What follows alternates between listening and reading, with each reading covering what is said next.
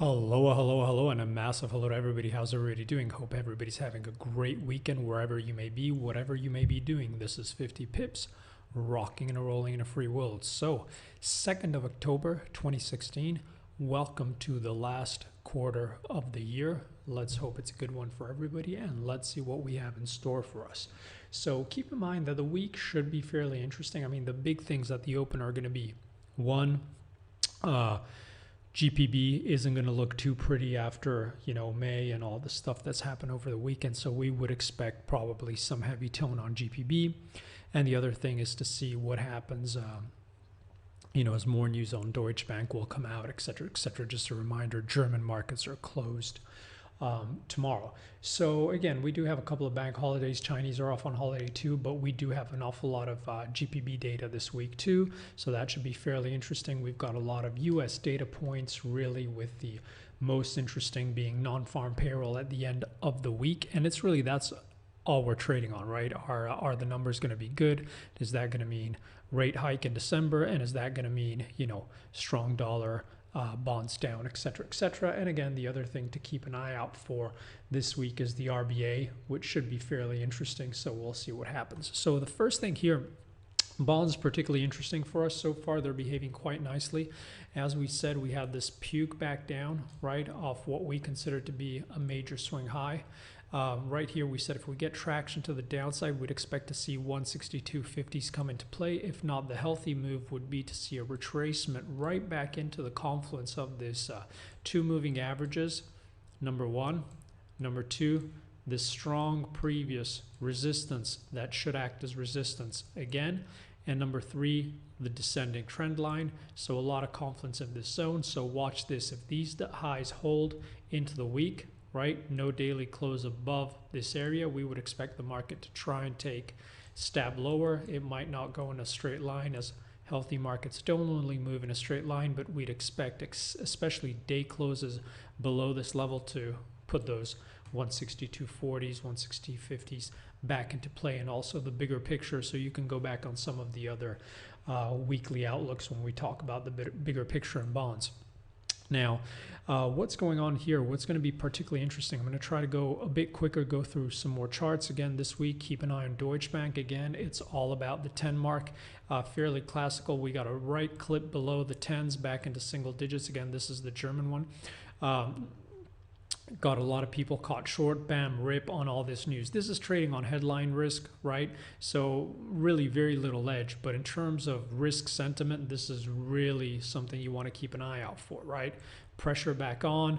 It could bounce, it could squeeze if something's announced. If we trade below the 10s, day closes below the 10s, then it could get particularly ugly. But I feel this is a chart you want to have up. The other thing, linked to this, which is the, particularly interesting, I suppose a lot of people are going to be talking about this, but I can't see how you can't really talk about this. Now, the interesting thing is if you go back and you look at the S&P, like what you see here is basically that the whole of last quarter, right? So the whole of the last quarter, we've actually gone nowhere, right? What do we mean by we've gone nowhere, right? You see these closes, July, August, and September, right? We've actually gone nowhere. Actually, what has happened is we've had these 3 months, every month has closed slightly lower. So what does that mean? Does that mean that this has to crash a gazillion points? Absolutely not. But for now, to us, it looks like it's unable to attract new buyers at highs. So going back to our traditional chart here, on what's still going to be interesting is, this psychological level, the 2200s, what happens up there. But really, and this is a weekly, if we start to sell off aggressively, then you see you've got all this nice confluence back down into these 2050s, and that would be a fairly nice correction if we could get a move back there. A very healthy move, in our opinion.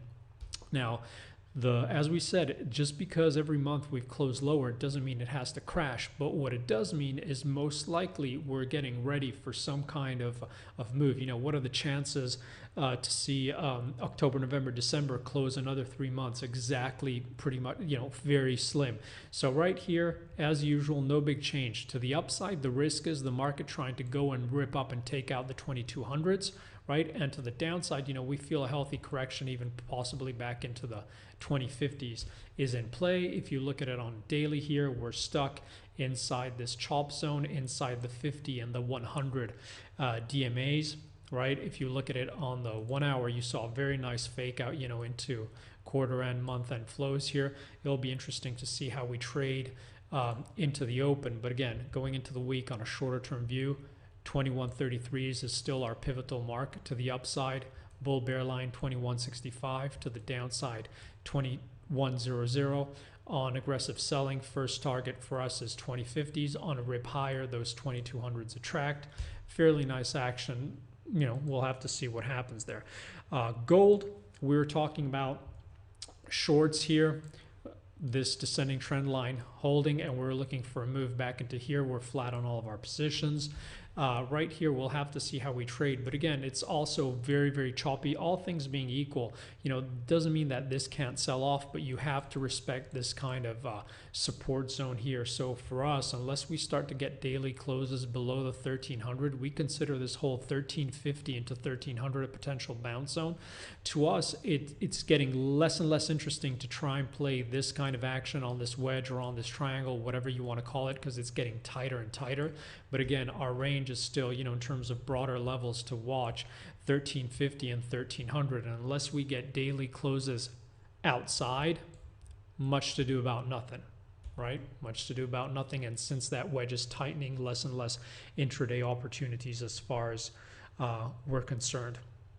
Crude, what's going on crude? Again, not an awful lot. We would expect now, as the euphoria fizzles and they might get no freeze, God knows what, but still we would think that as long as we trade pretty much inside this 50 to 42, 43 range, it's still a range play unless we start to get sustained buyers above this level or sustained sellers back below. We think it's very, very choppy. We'd prefer to try and fade on no news day or no headline days, but pretty much in here, not huge fans. There's plenty of other more interesting charts out there for us.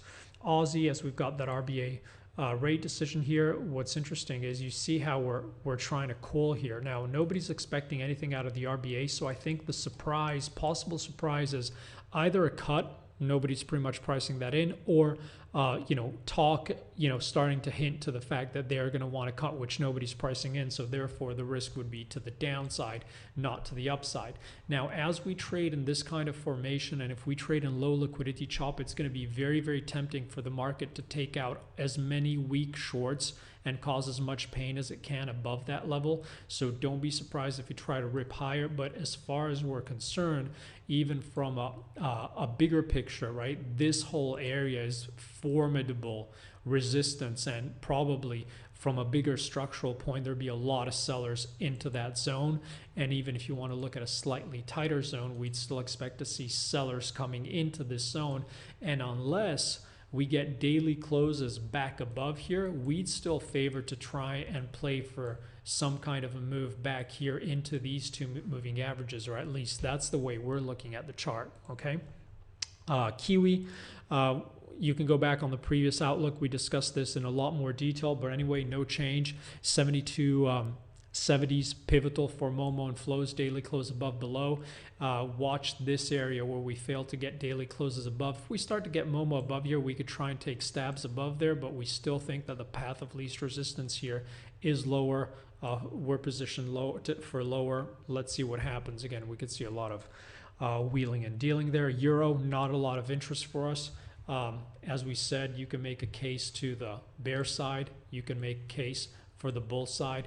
We still expect a lot of stubborn people, long and short, to get into a lot of trouble as we trade pretty range bound here.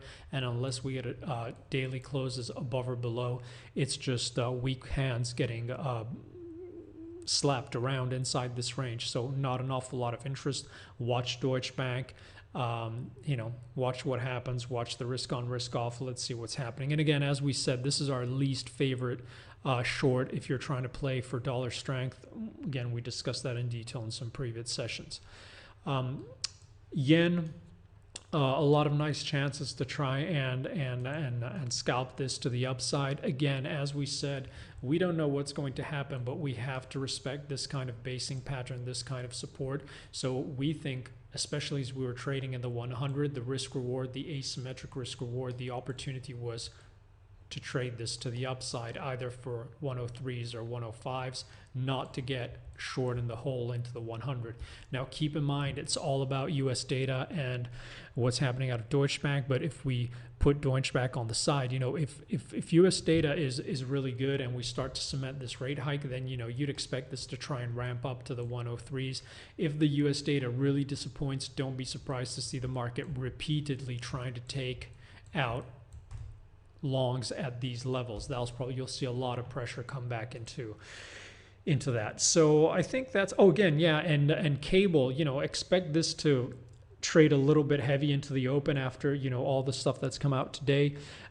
Just a reminder, as far as we're concerned, we're still in a front run of this big 50 back on that weekly close. We discussed that pretty much live. So we think that this has been the trigger of a front run of this 50 back, so of this move from here to here. So we think that now what the market is going to try and do following this weekly close is going to try and move in extensions to complete, hold on, let me do that. There we go. To complete either a 122 or a pure 150 extension. So that doesn't mean we can't get bounces, but we think that's what's in the process of going on. Now, keep in mind with all that UK data, if it starts to get really good, you could get a lot of shorts being squeezed. But as far as we're concerned, as long as this area doesn't get taken out, you know, this is an attempt to start to move back down. Now, it doesn't have to go in a straight line. It could be a labored, but we think the path of least resistance is lower. Okay, so I hope that was helpful, guys. I hope everybody has an awesome rest of your Sunday, wherever you may be, whatever you may be doing. Thank you so much again for all those retweets on Twitter, those likes on YouTube. They're always very much appreciated. Have an awesome time, and hit me up on Twitter if you have any questions. I'll try and answer them or post some charts on the blog. Take care. Talk to you guys soon. Bye bye.